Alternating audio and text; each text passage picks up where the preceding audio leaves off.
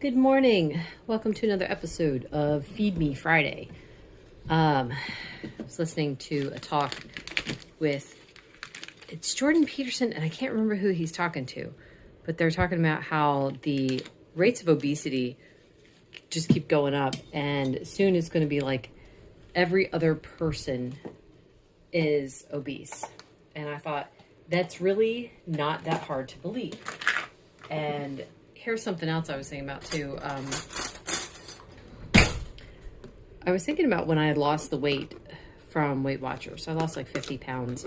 I started out at, I say at least 215. That's how heavy I was. But I could have been more because I stopped weighing at 215. So when I started Weight Watchers and I started losing weight, I knew I had at least 215 starting point. And I was thinking about how incredibly easy it was for me to put on weight. It was like, my goodness, every year, like another 5 pounds.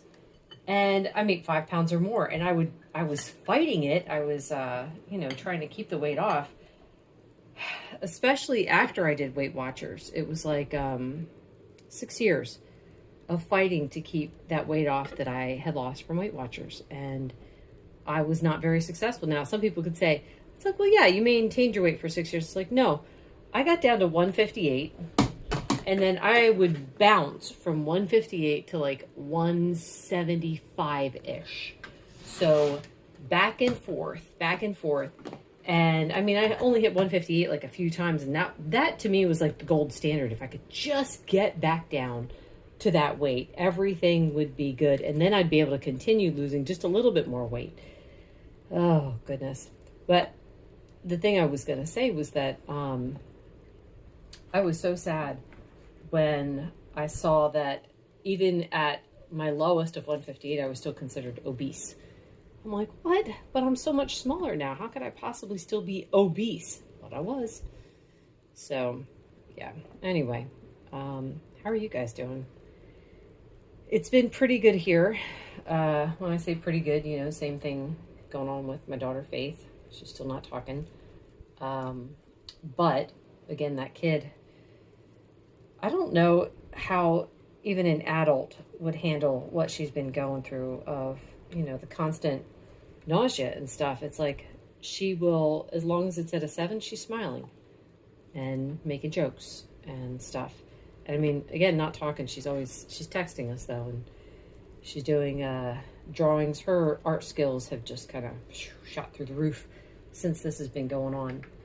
Now in the past, she wasn't drawing very much. Like, she loves to draw, but it hurts her hand too much. Like, I don't know what happened. Like, there was a time frame where she was drawing and, doing whatever, and then she had to stop because her hand started to hurt, and every time she'd go back to drawing, it'd just make her hand hurt again. So the continuous, constantly making her hand hurt would make her, like, not want to draw that much. I'm going to go wash my hands. Here's my coffee. The flavor is glazed pull-apart donut. It is really good. It's one of my favorites. I've got 1 tablespoon of butter, 2 tablespoons of heavy cream, scoop of collagen, and a few dashes of salt. For anyone who's new, this is scrambled eggs. I'll make up like a big batch about once a week. Throw in a bunch of cheese, and this way it makes for very quick and easy breakfast. And then this steak, I grill it up and throw it in the freezer, and then I just keep pulling from it as I need it. Now, I made the mistake this week last week when I got it, of having them cut it too thin. So, you know what, though? It still tastes good. Next time I got to do 1 inch instead of ½ an inch, but whatever. So I was thinking about the idea of like fat shaming, and like no one wants to hear that they're overweight. I mean, I never did, and there were a few people in my life who had no problem telling me that. Not my husband, of course, my husband was wonderful, but yeah, just family members, oh, you'd look so much better if you lost weight. Oh, you shouldn't be so heavy, et cetera, et cetera.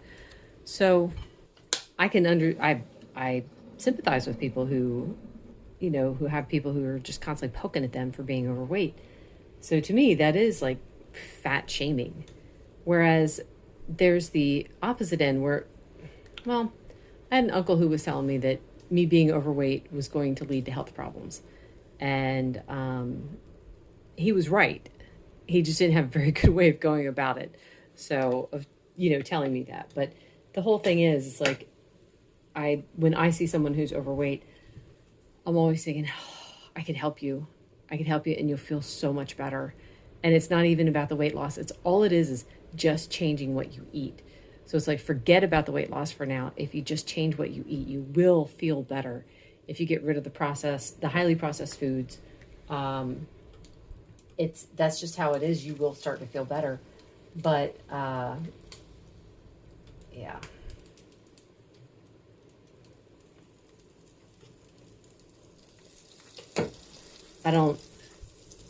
I think that's the hard part for a lot of people, is they think that they have to focus on the weight because that's all that's mattered for so long. Is if they get the weight off, then that means success. And it's like, no, you have to start counting success in other ways. Like, how many days have you been able to stick with this way of eating? That's a success. How many good meal choices have you made? That's a success. You literally have to rewire your brain so that you stop focusing on weight loss being the end all be all. Because I going back to me losing like the 50 pounds on Weight Watchers, I didn't feel better. I could move a little more easily because I wasn't so heavy, but I was still struggling with fatigue and my feet and legs swelling and just overall urinary tract infections and stuff. And so yeah, I wasn't well, even though I'd lost 50 pounds. And my blood pressure didn't come down. Unlike all the health professionals have told me, if I lost weight, my blood pressure would come down and I could probably get off medicine. That didn't happen. My blood pressure went up and they had to increase my medicine. So yeah. But that's always my thought. If I see someone who's overweight, I always think I can help you feel better. You'll feel so much better. And then the feeling better, I think, is also a better motivation for sticking to the diet. I wanted to stick to the diet. I still do. It's like, I want to stick with it because I feel good. That's the motivation, not the weight loss. I would like to not gain the weight back. That's, but that's not enough to keep me from eating certain foods. What keeps me from eating them is knowing how they'll make me feel. So anyway, I just let it heat up for just like a couple minutes. Just long enough to heat through. It's not actually recooking, it's just heating.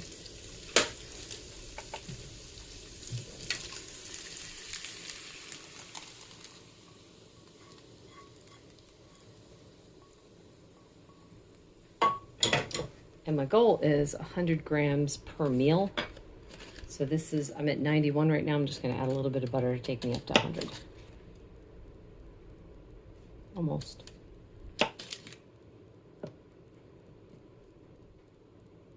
There we go. All right, that's that. I'm going to go eat. Lunch is the tiniest burger in the history of burgers. My goodness, I made them really small. Anyway, it's perfect though because I love this combination and this will be just the right amount of food. Coffee is vanilla macadamia coffee, and same as everything for breakfast. This is dinner. It is half of an avocado and some meatballs. These are new recipe. It's coming out soon, cinnamon meatballs. When I reheat them, I chop them up and throw them in a pan with some of the fat. And then some sour cream, salt and pepper. And this is going to be it for today. Thank you so much for watching and listening. This video has been brought to you by my faith in the Lord Jesus Christ, who has everything you need and nothing you don't. Bye-bye.